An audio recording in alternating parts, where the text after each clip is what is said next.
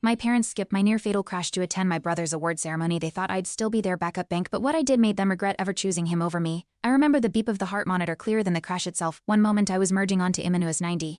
On my way to a weekend retreat after finally using my toe. The next, I was being wheeled through double doors under blinding lights. Someone kept asking for my name. I mumbled, Haley Simmons. What I didn't know then was that my parents already knew about the accident.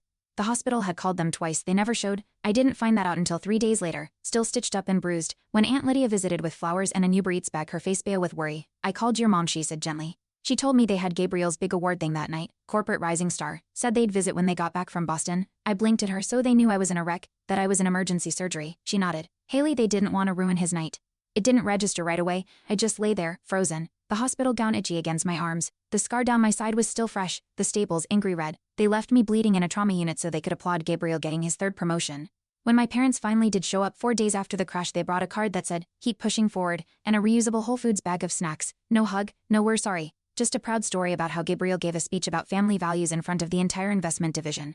My mother actually smiled when she said it. I didn't scream, I didn't cry. I just stared at the vending machine across from my bed and nodded like I was listening. But that day, something in me hardened. I was back on my feet in 3 weeks, thanks to physical therapy and a high tolerance for pain.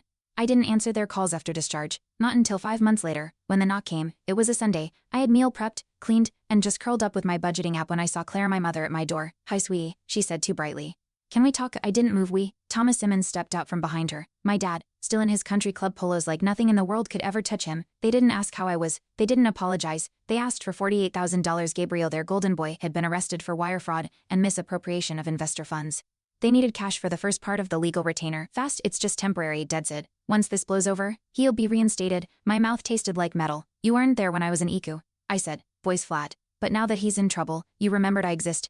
They flinched, but only a little. Haley, Mom said, her voice saccharine and tired at once. We didn't come here to fight. You've always been so level-headed, so responsible. You have savings. Your brother's whole career is on the line. That's when I realized they saw me as a bank, not a daughter. I didn't sleep that night. I kept thinking about how calm they looked when they asked for the money. No shame, no panic, just entitlement. Something felt off. Gabriel had always been a star valedictorian, Cornell grad, youngest VUP in his firm by 30. He played piano at charity events and posted about financial literacy on LinkedIn like a guru. So how the hell did he end up needing nearly 50 grand for a lawyer? I opened my laptop, heart pounding, Googled his firm, Fraser Bray Equity Management, front page headline, VUP of investment strategy, under investigation for securities fraud and misrepresentation. I couldn't finish the whole story in this short. The full story is on my channel and linked below.